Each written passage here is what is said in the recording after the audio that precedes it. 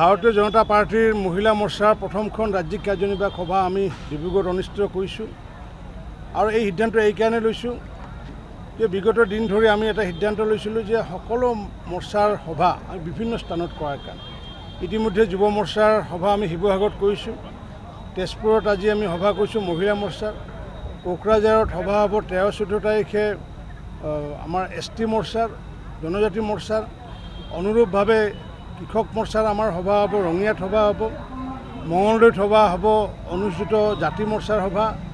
আৰু ঠিক তেনেকুৱাকৈ কলিয়াবৰত আমি মাইনৰিটি মৰ্চাৰ সভা অনুষ্ঠিত কৰি পেলাই vibrant BJP, vibrant Assam BJP হিচাপে আমি প্ৰতিষ্ঠা কৰিবলৈ গৈছোঁ। নিৰ্বাচন যিহেতু সমাগত, গতিকে আমি অসমৰ সকলো স্থানতে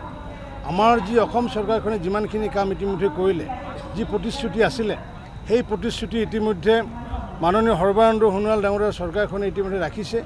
আৰু এই বিষয়টো আমি ৰাইজক অৱগত কৰাৰ কাৰণে আমি ভাইব্ৰেণ্ট আছাম বিজেপিৰ এটা জনসচেতনামূলক কাৰ্য হিচাপে আমি অসমৰ বিভিন্ন ঠাইত এনেকুৱাকৈ আমি ৰাজ্যিক কাৰ্যনিৰ্বাহক অনুষ্ঠিত কৰাৰ সিদ্ধান্ত গ্ৰহণ কৰিছোঁ।